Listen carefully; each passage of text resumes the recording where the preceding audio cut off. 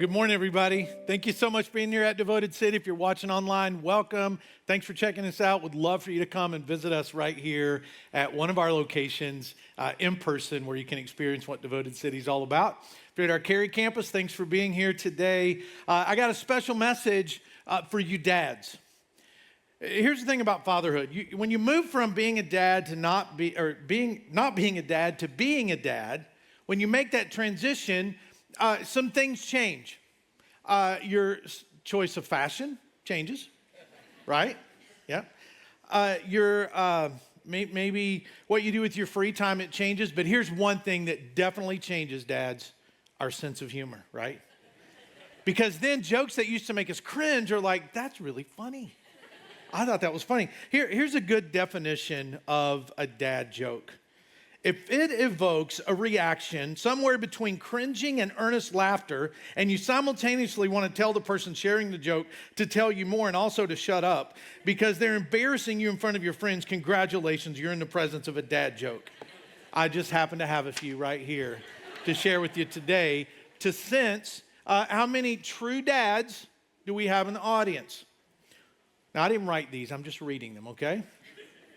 After an unsuccessful harvest, why did the farmer decide to try a career in music? Because he had a ton of sick beats. You'll get that later. Kids, explain that to your parents. My wife asked me the other day where I got so much candy, and I said, I always have a few Twix up my sleeve. You can boo them if you want. It's not going to offend me at all. What's the difference between a well-dressed man on a unicycle and a poorly dressed man on a bicycle? A tire. That's a good one. That's a good one. Where do pirates get their hooks? Secondhand stores. Oh, that was on the line. I almost didn't read it, but I decided to do it anyway. What do you call a line of men waiting to get haircuts? A barbecue. See? Only some of you got that. What do you call a beehive without an exit? Unbelievable. All right. Yeah, I found a wooden shoe in my toilet today. It was clogged. All right, speaking of clogged toilets, we have a problem today. This is true. This is not a joke. The toilets are, giving us a little bit of trouble at our North Raleigh campus. So if you're somewhere else watching this, congratulations. But I also want you to know this, dads, and you read between the lines. You're number one, okay? You're number one. So just remember that. Today, I am number one. Got it? All right. I can't take my dog to the pond anymore because the ducks keep attacking him. That's what I get for buying a purebred dog. That was funny. One more. You want one more? Okay. If a pig loses its voice, does it become disgruntled? So for me, it was back in 1995. I distinctly remember that Cinda told me it was time. And we knew it was time. We go out and we load the car with all the stuff you're supposed to load the car with. We were getting everything loaded. There was one thing we forgot. So I go back in the house, and I remember this little house we lived in Baton Rouge, Louisiana. And she's in the car. I run back in to get something, and I close the door. And I can remember looking at our house, and it was quiet. It was clean. And I remember thinking, it's never going to be this way again. And 28 years later, that was true. It's never been the same. And the same is true of all of you that are dads. From the moment you became a dad until now, it's never been the same. So dads, happy Father's Day. And here's what I want to do for you today. I want you to know your value as a dad. I want you to leave here knowing that because you're a dad, you have value and God has a job for you. I want you to know how to set your kids up emotionally, relationally, and spiritually. And I also want you to know how to overcome setbacks, because we all have them. There's not a perfect dad. None of us do everything right, but we can overcome setbacks. And also, I know today, I've already met a couple dads. This is your first Father's Day as a dad, and it's so special. And some of you, it may be your first Father's Day without your dad, and it may feel a little painful. But wherever you are, you can take what I'm going to talk about today and apply it to your life and be the dad or the man that God has called you to be. So in a recent survey, 2/3 of dads said that they felt like culture does not respect the role of fathers. And I would agree with that.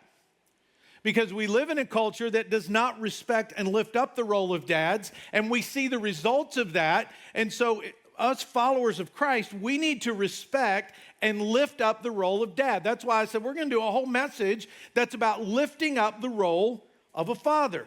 Now, here's what the world does. We have out there in the culture today, it's called, this is the best thing to call it, the Homer Simpson syndrome.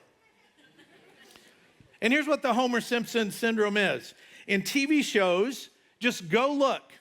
Dads are portrayed as the goof, as the buffoon, as the idiot, as the one who just can't get things right. I challenge you to go home and find a popular network with a show that elevates the role of father to where he is the leader, he is the decisive leader, and he is a good dad, and he knows what he's doing, and he knows what's going on, and he speaks words of strength and encouragement. You won't find it. So no wonder dads can end up feeling a little bit inadequate. Now, are we perfect? No. Do we make mistakes? Yes. Are we idiots and capable of leading our families? Absolutely not. See, here's our job. Our job, Dad, is to be a protector and leader of our family. That's our job. Every wedding ceremony I've ever done, I take a moment and I look straight at the guy. And I say, God has given you a special role. Your role is provider and protector and leader of this family that you're starting today. That's the biblical role. Here's more what biblical fatherhood looks like. It's the role of protecting our kids. It's the role of guiding our kids. It's the role of keeping our kids safe and setting them up so they don't have to deal with maybe some of the regrets that we dealt with. That's what the role of a biblical father does.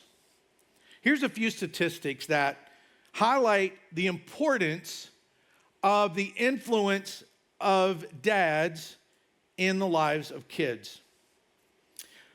Kids with emotionally involved fathers are 55% less likely to show signs of depression. Emotionally involved fathers bring down the crime rate. Kids with emotionally involved fathers achieve higher grades. They have higher levels of self-esteem. They're better at managing stress. They have better social skills. They have less substance abuse. There's lower divorce rates, and they manage stress better. Now, not every family looks the same. Not every family is mom and dad and kids because we live in a broken world and that's not what it always looks like. So if that's you and just that mom, dad, and kids doesn't describe your family, you just be the influencer wherever you are. However your family looks, start right there and be the influencer. But I think everybody would agree the best setup for kids, and statistically this is true, the best setup for kids is to have mom, dad, and kids in the house. But if it doesn't look like that, you can still be an influencer spiritually over your kids. So in the Old Testament, when God was instructing his people on how they should act when they entered the promised land, because they came out of slavery in Egypt, they wandered through the wilderness, and there's this moment. And if you read the early chapters of Deuteronomy in the Old Testament, you will find God saying, this is what's going to happen and here's how you should act. And one of the pieces of instruction that they're given is in Deuteronomy chapter 11, beginning at verse 18, where it says, so commit yourselves wholeheartedly to these words of mine. This is God speaking to his people. Tie them to your hands and wear them on your forehead as reminders. Teach them to your children. Talk about them when you're at home and when you're on the road, when you're going to bed and when you're getting up. Write them on the doorposts of your house and on your gates. So long as the sky remains above the earth, you and your children will flourish. So God is saying, do you want your kids to flourish? Then here's what you do. You put my word deep in your heart where it helps you navigate every single part of life.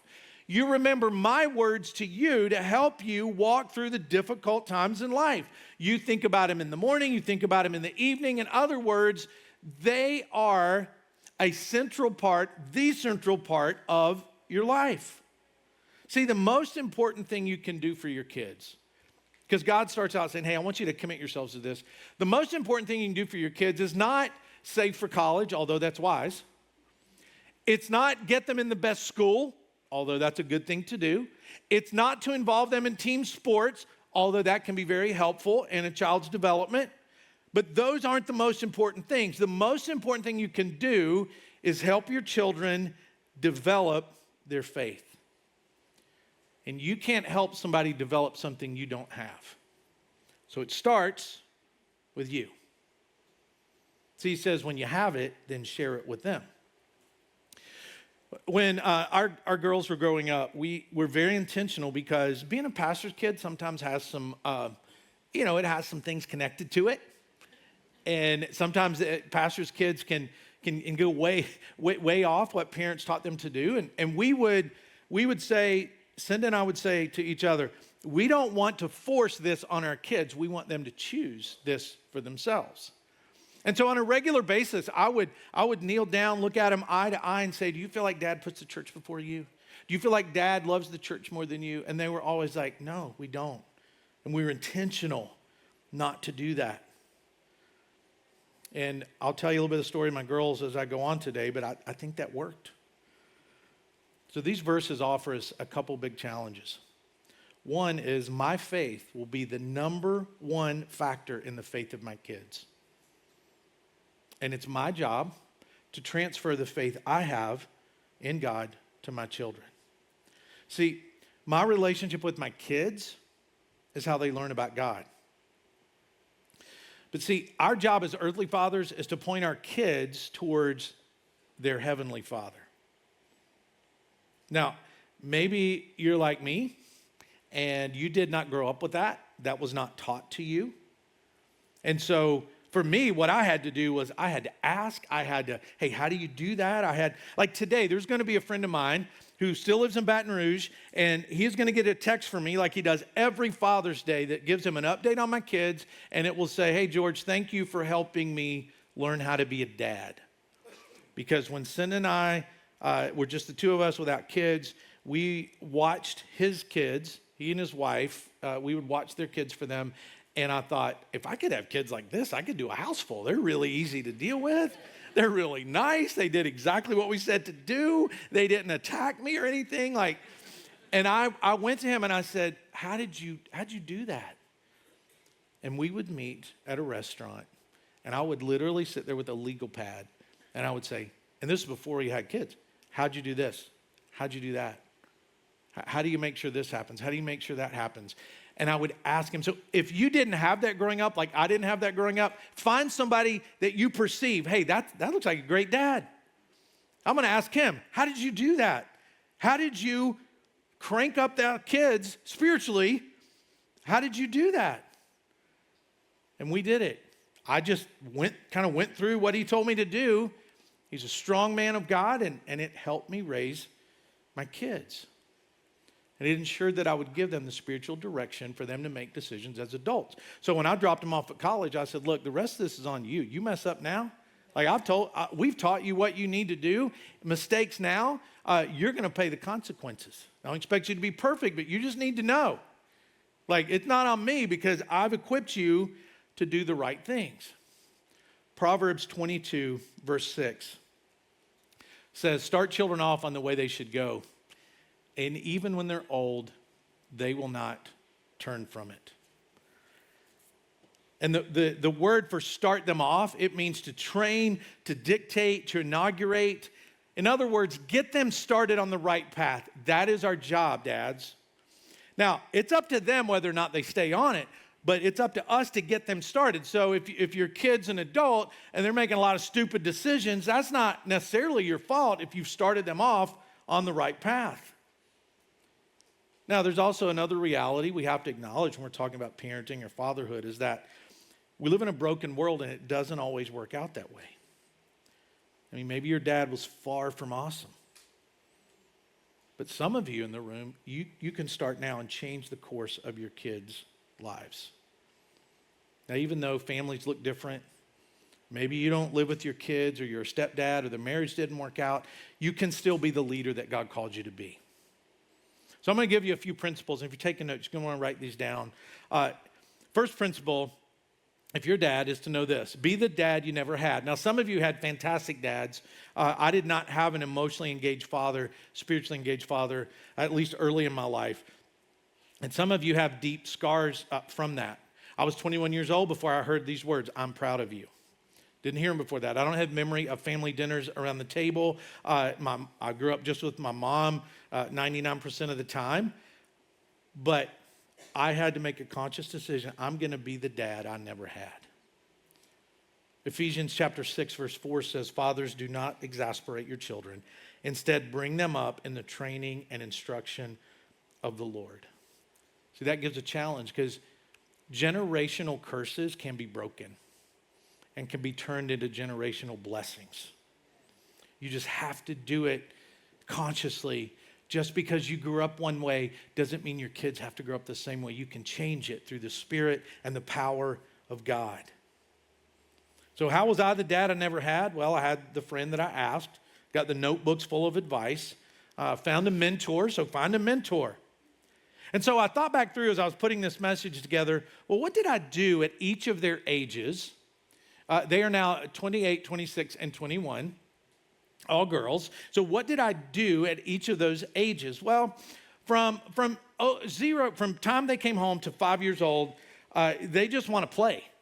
And that's all they should do. We just played. We played a lot. In fact, I worked at a ministry at NC State, and we lived south of town, and on the way home, I would be tired, very tired some days, and I had this particular parking lot in Cary that I would pull into. It was nice and shaded, and I would take a nap in the car. I did. Because when I hit the door, a 3-year-old doesn't think, "Oh, Daddy, are you tired today? It's okay, we don't have to play." They don't think that. So I would stop and take a nap.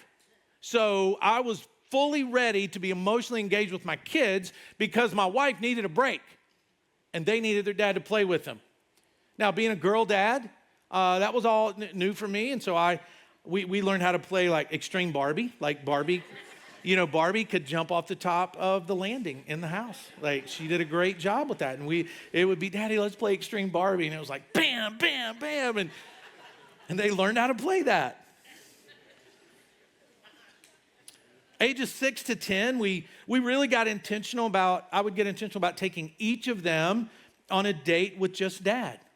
And that's when you talk about some light instruction, ages 6 to 10, and these ages could shift one way or the other. We would do little trips together. We would have conversations about expectations. We would also go out for breakfast, and the menu was anything they wanted. Anything. You let around a 10-year-old or a 6-year-old decide that they can have a hot fudge sundae for breakfast, they'll choose that every single time. So whatever they wanted, ice cream for breakfast, that's fine. You're 6 to 10, you can do anything you want. Dad will take you anywhere you want to go for breakfast. One day I took one of my girls, was dropping her off elementary school, and I'd pre-decided this. I said, got her in the carpool line, and I was like, "Abby, we're gonna skip school today and just hang out, you and me." And she like, "Is he serious?" She's like, "Well, you got to call Mama. You got to." I said, "I've already cleared this. It's okay. We can go." And we skipped school that day, and she still talks about it. Here's the thing. Make them hang out with you while you can make them, so when you can't make them, they'll choose to do it. And if you do that, you're going to have influence throughout their life. Ages 11 to 15, that's where the conversation about boys has to come up. And we talked about boys before that, but it was they were stinky and dirty and stay away from them. You don't want, boys are stinky, they're dirty, stay away from them. But when they get in that, starting in the teenage years, you have to give some instructions about boys, where they would listen. I would talk to them. I would ask them questions. I would start to help them think about in their minds the kind of people and the kind of young man they wanted to be around. And I'd always say, yeah, you're going to be like the people you hang out with, so you better be careful about who you hang out with because you're going to become like them. It's true. That's true throughout life. You become like the 5 people you choose to spend most of your time with. And so I started teaching that at those ages. When we would go on vacation, we would want to talk to them about the future, like what kind of decisions you can make, where you want to go to school, what might you want to major in. We've talked about that, and they just recently discovered this. We might fly to the West Coast to do a vacation, but we would fly like 5 hours away from our destination intentionally, so we had to get in a car because you get a teenager in a car and they have to talk to you. And we did that on purpose. That was intentional. And then age 16 to 18, it becomes review. Now, what have we learned about that? Now, you remember I told you this. Now, you just start reviewing to make sure you've clearly communicated. If you do those things, you can be the dad you never had. And it might look different. It might be different based on temperament and personality and your giftedness. It might look different, but you can be the dad you never had. And inadvertently, while being the dad I never had, I taught my girls the kind of young man they should be giving their hearts to and committing their lives to. Even though I didn't say, hey, go find somebody that's as good as me. I didn't say that, but they did. They did. So be the dad you never had. Be the spiritual leader of your home. You can be the spiritual leader of your home, whether you're single, divorced, remarried, wherever you are on that relationship spectrum, you can have spiritual influence in your home, whatever it looks like. It comes from making a decision, a firm decision that, like the decision that Joshua talked about to the nation of Israel in Joshua chapter 24, where it says this. There we go. But if you refuse to serve the Lord, then choose today whom you will serve. Would you prefer the God your ancestors served beyond the Euphrates, or it will be the gods of the Amorites in whose land you now live? But as for me and my family, we will serve the Lord. So Joshua made a decision. There's going to be an option of gods out there. There's going to be a lot of options of things you could give your life to and for. But as far as I'm concerned, I'm going to serve the Lord. And so you pre-decide as the leader of your family, our family is serving the Lord.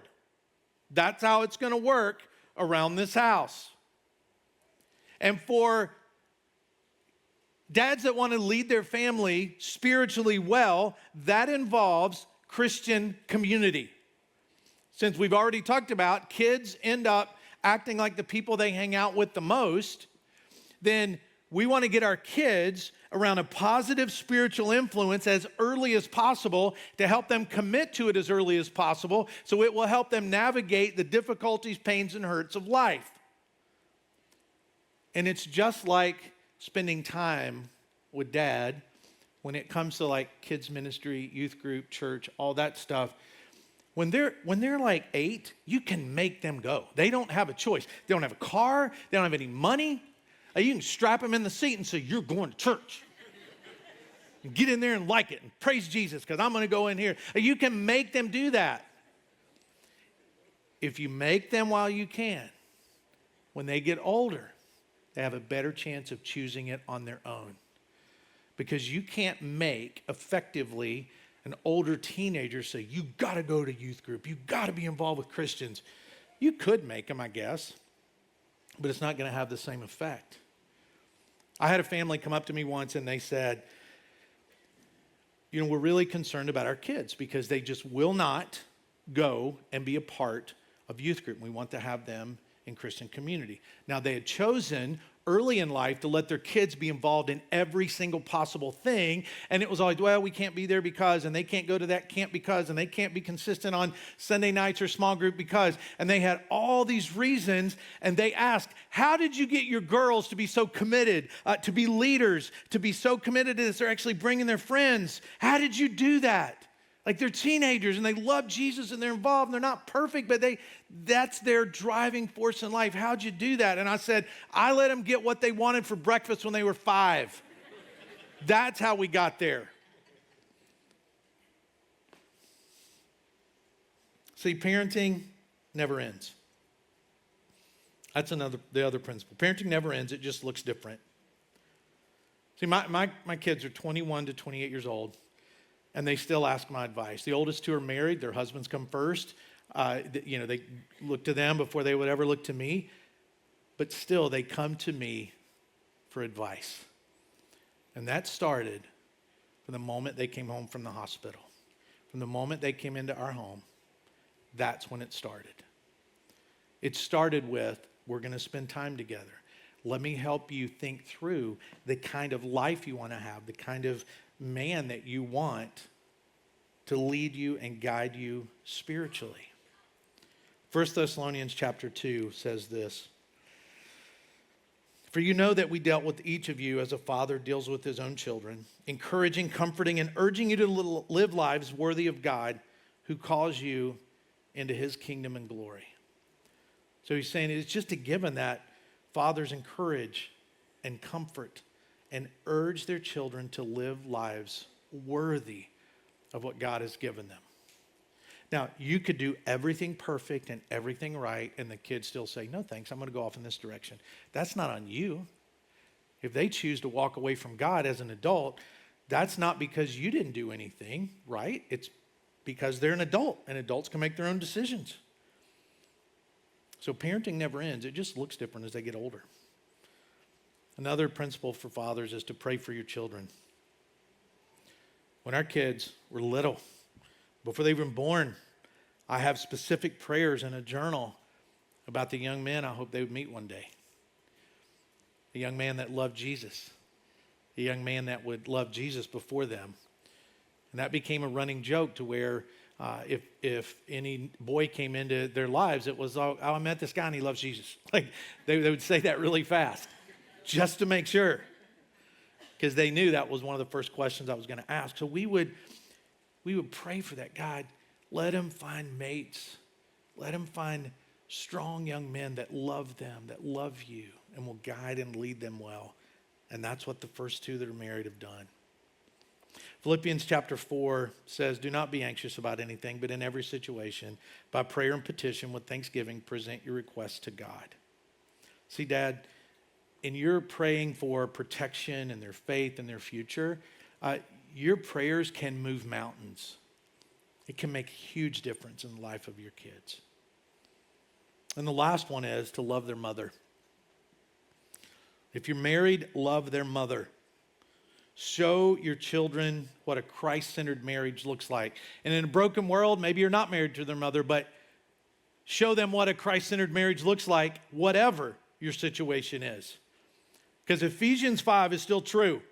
Husbands, love your wives just as Christ loved the church and gave himself up for her. So your marriage and how you act in that marriage indicates to your kids what a strong marriage should look like. Your behavior teaches your children what healthy relationships look like and godly love looks like. Now, what if you messed up?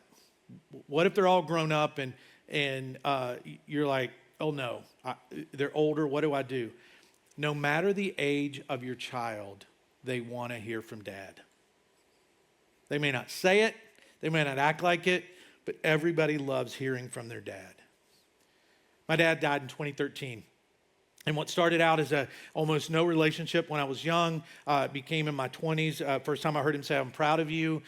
Then kids started showing up at my house. He became a completely different person and loved my girls and showed me love like never before, to where the day he died, I was the only one in the hospital room with him. We had a great relationship. So he redeemed it. So you can redeem whatever you think you've missed out and lost. So here's what you do. You start where you are and where they are.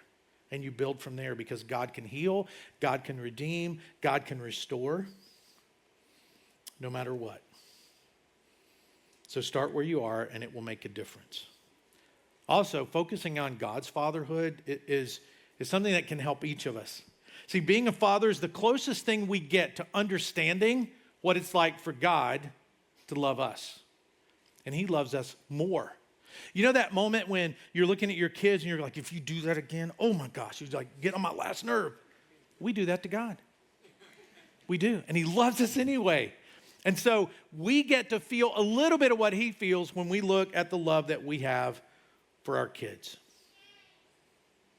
Psalm 103 says, as a father has compassion on his children, So the Lord has compassion on those who fear him. So dads, embrace the role of dad, of spiritual leader and provider and protector. That's the role God's given you. Don't let the world, don't let culture, don't let a post tell you that it's any different. You can be the leader that God created you to be. 1 John chapter 3 says, see what great love the Father has lavished on us, that we should be called children of God, and that is what we are. So here's some quick takeaway points. This is for everybody. Break the cycle. Be the dad you never had.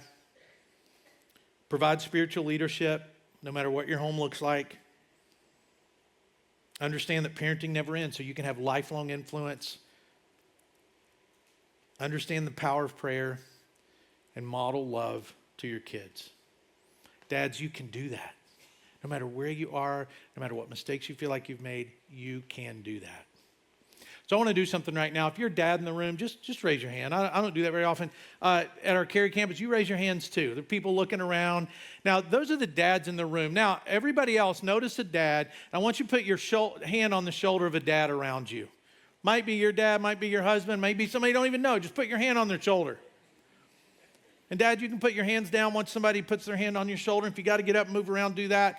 Do that at Cary. And if you're online, you're sitting there with your family, get around dad.